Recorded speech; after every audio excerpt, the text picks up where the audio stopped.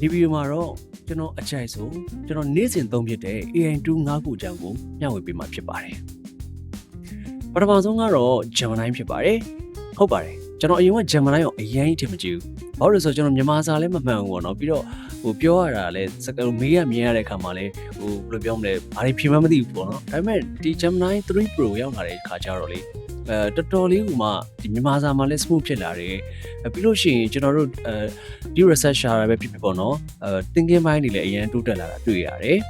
နောက်တစ်ခုသဘောကျဆုံးကတော့ဒီမြန်မာစာတန်းထိုးလို့ရတာပဲပေါ့ဆိုတော့ကကျွန်တော် image တွေမှာအရင်ကဆိုမြန်မာစာ font မမှန်ဘူးပေါ့နော်အခုလောလောဆယ်မှန်တာကတော့ဒီ nano banana model နဲ့ Gemini တစ်ခုတွေကပဲတော်တော်ကြီးမှန်တာတွေ့ရတယ်ဆိုတော့ဒါကကျွန်တော်တို့ရဲ့ social media ပေါ်မှာအများကြီးအပြောင်းအလဲတစ်ခုဖြစ်စေတယ်အဲဒါကြောင့်ကျွန်တော်က Gemini ကိ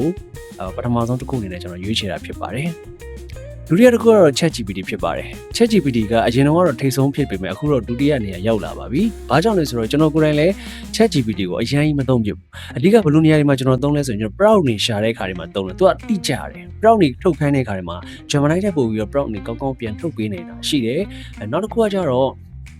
့သူကအခုနောက်ပိုင်းမှာဆိုလို့ရှိရင်တခုခုရှာလို့ရှိရင်လည်းဒီပို့ပြီးတော့ပေါ့နော်တခြားသောဒီကျွန်တော်တို့ရဲ့ဒီ NLP model တွေထက်ပို့ပြီးတော့အချက်လက်စုံတွေအောင်ရှာပေးနိုင်တယ်အခုဆိုရင်ဒါတခုခုရှာမယ်ဆိုပုံတွေအစကျွန်တော်တို့ထုတ်ပေးနိုင်တာရှိတယ် infographic တွေပါပြပေးနေရတယ်လည်းရှိပါတယ်အခုသူနောက်ဆုံးမှာဆိုရင်သူ့ရဲ့ဒီပုံဖန်တီးမှုအပိုင်းမှာဆိုလို့ရှိရင်လည်းGemini ရဲ့ nano banana ကိုရှင်းလို့ရနေတာတခုတော့ဖြစ်လာတယ်ဒါပေမဲ့မြန်မာစာစာတန်းထိုးလို့မရသေးတဲ့အတွက်ကျွန်တော် Gemini လောက်တော့ပုံတွေကိုဖန်တီးပြပါဦးဒါပေမဲ့အချက်လက်ရှာတဲ့နေရာမှာတော့ကျွန်တော် ChatGPT ကိုဦးစားပေးပြီးတော့ရှာဖွေပြပါတယ်တတိယတစ်ခုကတော့ notebook MN ဖြစ်ပါတယ်လေးလာသေးမှုနဲ့ပတ်သက်ပြီးတော့အရန်သုံးဝင်တဲ့တစ်ခုဖြစ်ပါတယ်ကျွန်တော်တို့က notebook MN ကို free သုံးလို့ရပါတယ်ဥပမာ PDF file ကိုကျွန်တော်ချုပ်နေတာပဲဖြစ်ဖြစ်ကျွန်တော်လေးလာခြင်းနဲ့ဒီ YouTube video တစ်ခုကိုအနှစ်ချုပ်နားထောင်နေတာပဲဖြစ်ဖြစ် podcast တွေလုပ်မလား video လေးတွေထုတ်မလား mind map တွေလုပ်မလားနောက်ဆုံးကျွန်တော်မေးခွန်းတွေ quiz တွေထုတ်တာစလို့ပေါ့နော်ဒီ notebook MN ထဲမှာအများကြီးသုံးပြလို့ရပါတယ်အထူးသဖြင့်ကျောင်းသားတွေဆိုလို့ရှိရင် notebook MN ကိုတော်တော်လေးကိုသုံးသင့်ပါတယ်ကျွန်တော်ကတော့နေ့စဉ်လေ့လာသိမှုအတွက်ကျွန်တော်နားထောင်ခြင်းတဲ့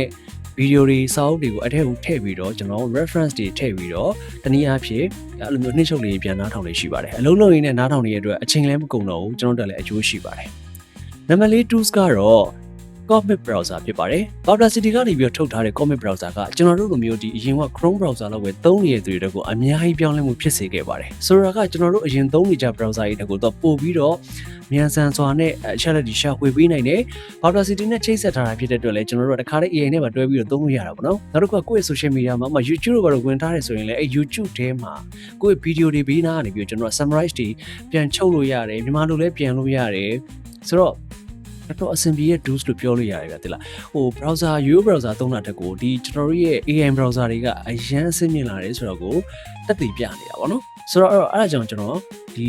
comic browser လေးကိုနေ့တိုင်းဖွင့်ပြီးတော့ကျွန်တော်သုံးဖြစ်ပါတယ်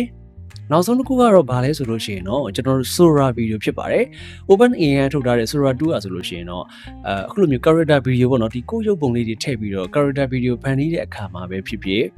်နောက်ဘယ်လိုမျိုးဗီဒီယိုဖြစ်ဖြစ်ပေါ့နော်ကျွန်တော်ဖန်တီးတဲ့အခါတွေမှာဆိုလို့ရှိရင်တော်တော်လေးအဆင်ပြေတယ်free လဲသုံးလို့ရနေတယ်နောက်တစ်ခုကဘယ်လိုပြောမလဲဖန်တီးတဲ့အခါတွေမှာလေးပေါ့နော်တော်တော်လင်းလင်းမြန်မြန်နဲ့ကျွန်တော်တို့ video create လုပ်ပေးနေတာဖြစ်တဲ့အတွက်ကျွန်တော်တို့အသုံးဖြစ်တယ်